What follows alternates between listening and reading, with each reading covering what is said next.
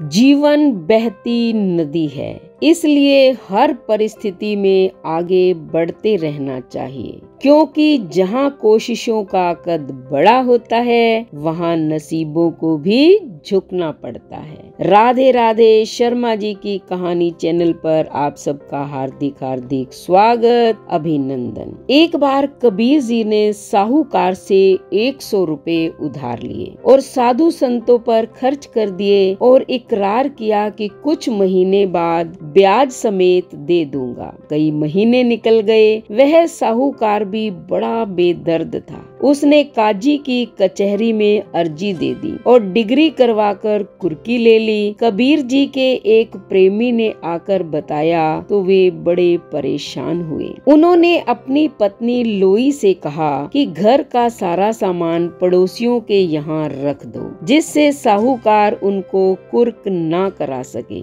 और मैं 4 दिन इधर उधर चला जाता हूँ। जब रुपए होंगे तो साहूकार को देकर उससे देरी के लिए क्षमा मांग लूंगा। लोई ने कहा, स्वामी, मुझे निश्चय है कि राम जी अपने भक्त की कभी कुर्की नहीं होने देंगे। आपको कहीं पर भी जाने की जरूरत नहीं है। कबीर जी ने अपनी पत्नी का निश्चय देखा, कहा कि लोई, फिर भी मुझे कुछ दिन कहीं पर बिताने चाहिए। लोई ने कहा, स्वामी, इसकी कोई जरूरत नहीं है, इस काम को राम जी आप ही संवारेंगे। लोई ने निश्चय के साथ कहा। कबीर जी मुस्कुरा कर बोले, लोई, यही तो तेरा गुरु रूप है। लोई ने कहा, स्वामी जी, गुरु बोलकर मेरे सिर पर भार न चढ़ाओ। तब कबीर ने कहा, लोई, इसमें भला सिर पर भार चढ़ाने वाली कौन सी बात है? जो उपदेश दे उसको गुरु मानना ही पड़ेगा।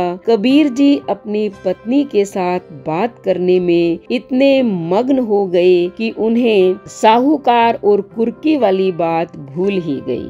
रात हो गई, परंतु साहूकार नहीं आया। सोने से पहले कबीर जी ने फिर कहा, लोई, ऐसा लगता है साहूकार सवेरे अपने प्यादे लेकर कुर्की करने आएगा। लोई ने फिर विश्वास के साथ कहा, स्वामी जी, जी नहीं, वह बिल्कुल नहीं आएगा। कोई कुर्की नहीं होगी। परमात्मा जी उसे हमारे घर नहीं आने देंगे। कबीर ने कहा, लोई, तूने मेरे राम से कुछ ज्यादा ही काम लेना शुरू कर दिया है। तब लोई ने कहा, स्वामी, जब हम उनके बन गए हैं तो हमारे काम वो नहीं करेंगे तो कौन करेगा? तभी अचानक किसी ने दरवाजा खटखटाया। लोई ने उठकर दरवाजा खोला तो सामने साहूकार का मुंशी खड़ा हुआ था, जो साहूकार की तरफ से तकाजा करने जाया करता था। लोई ने मुंशी जी से पूछा, क्यों राम जी के भक्त, हमारी कुर्की करने आए हो? तो मुंशी ने विनम्रता से कहा, जी नहीं माता जी, आपकी कुर्की करने कोई नहीं आएगा, क्योंकि जब हम कल कचहरी से कुर्की लेने गए तो वहाँ पर एक सुंदर मुख वाला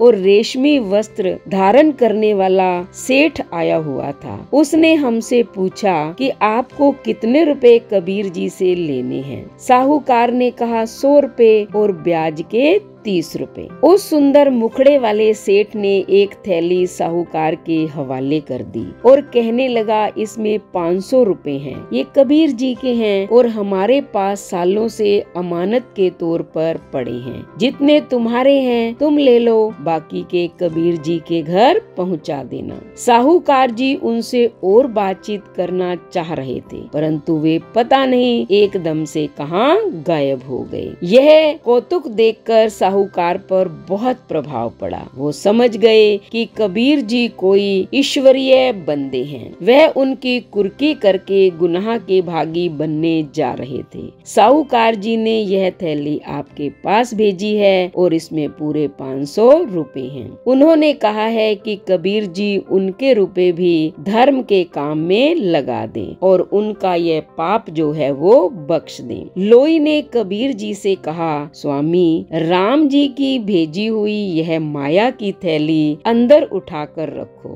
तब कबीर जी मुस्कुरा कर बोले कि लोई, इस बार राम जी ने तेरे निश्चय अनुसार कार्य किया है, इसलिए थैली तुझे ही उठानी पड़ेगी। लोई ने कहा, नहीं स्वामी, राम जी तो हम दोनों के सांझे हैं, इसलिए आओ मिलकर उठाते हैं। दोनों पति पत्नी अपने राम का गुणगान करते हुए थैली उठाकर अंदर ले गए और उस दिन कबीर जी ने घर पर एक बहुत बड़ा भंडारा किया, जिसमें वह सारी रकम ही खर्च कर दी। तो अच्छी है ना कहानी। बेटा, जो भगवान पर विश्वास करते हैं, भगवान अवश्य ही उनकी मनोकामना पूरी करते हैं। तो आप भी भगवान पर विश्वास कीजिए, उसके बाद चैनल को सब्सक्राइब करें, लाइक और शेयर करें, कमेंट करें और बेल आइकन के बटन को दबाएं, ताकि ऐसी ही मोटिवेशनल कहानी का नोटिफिकेशन सबसे पहले आपको मिले। धन्यवाद।